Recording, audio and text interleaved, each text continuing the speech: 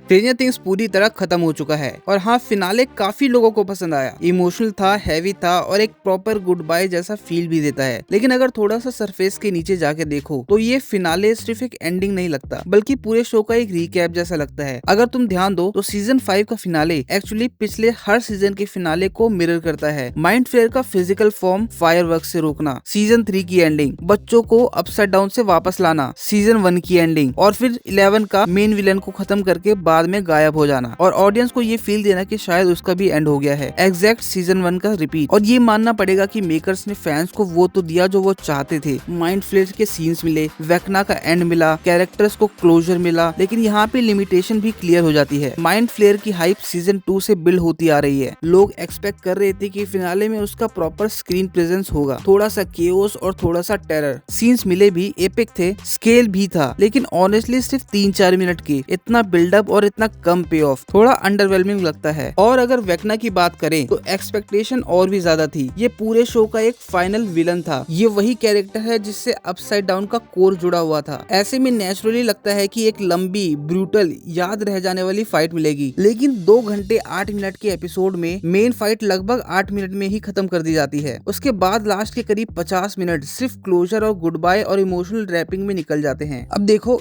Emotional ending गलत नहीं है, पर 50 मिनट एक बहुत लंबा टाइम होता है, स्पेशली जब ये पूरे शो का फिनाले हो। अगर फाइट को थोड़ा और एक्सटेंड किया जाता, स्टेक्स को थोड़ा और पुश किया जाता, तो एंडिंग और ज्यादा जस्टिफाइड लगती, क्योंकि ये नॉर्मल एपिसोड नहीं था, ये एक एरा का एंड था। इसके ऊपर से कुछ सवाल ऐसे हैं जिसपे फिनाले बिल्कुल भी बात नहीं करता, जैसे वो आदमी ब्रीफकेस के साथ केव में आया कहां से। अपसाइड डाउन के कुछ डीपर मैकेनिक्स को बस टीज करके छोड़ दिया गया। फिनाले काफी सवालों के जवाब देने से कॉन्शियसली बचता है। अब आते हैं सबसे बड़े सवाल पे, 11 का क्या हुआ, जिंदा है या नहीं। इसका जवाब मेकर्स ने दिया है, बस ऑब्वियस तरीके से नहीं। जब 11 सनबीम कास्ट करती है और माइक से बात करती है, उस वक्त वहाँ पे सप्रेशन स्टोन ऑन होता है। हर बार जब वो स्टोन एक्टिव होता है, 11 ठीक से खड़ी भी नहीं हो पाती और पावर यूज करते ही नाक से खून आता था। लेकिन यहाँ तुम नोटिस करोगे, वो खड़ी भी है, पावर भी यूज कर रही है और नाक से खून भी नहीं आ रहा। ये डिटेल रैंडम नहीं है। इसका मतलब सिंपल है, 11 वहाँ फिजिकली थी ही नहीं। और यहीं पे काली का एंगल आता है। काली कभी ऑफिशियली मरी ही नहीं थी, उसकी पावर इल्यूजन क्रिएट करने की है। फिनाले में जो 11 का मूवमेंट है, वो एक्चुअली काली के पावर से क्रिएट किया गया इल्यूजन हो सकता है, ताकि रियल 11 सेफ वहाँ से निकल सके। तो हाँ, 11 जिंदा है, बस मेकर्स ने डायरेक्टली नहीं बोला और इसी वजह से एंडिंग एक ओपन नोट पे छोड़ दी जाती है। मेकर्स क्लियरली कह रहे हैं, जो सोचना है सोचो। ये एंड एक फुल स्टॉप नहीं है, बल्कि एक साइलेंट पॉज है। सेफ एंडिंग है, लेकिन थोड़ा रिस्क कवर्स भी है। तो अब सवाल ये है कि एंडिंग बुरी थी या अच्छी। सवाल ये है कि एंडिंग उतनी बोल्ड थी जितनी हो सकती थी, या फिर मेकर्स ने नॉस्टैल्जिया और सेफ्टी के बीच का रास्ता चूज किया। तुम बताओ, क्या यह तुम्हारे लिए एक परफेक्ट गुड बाय था?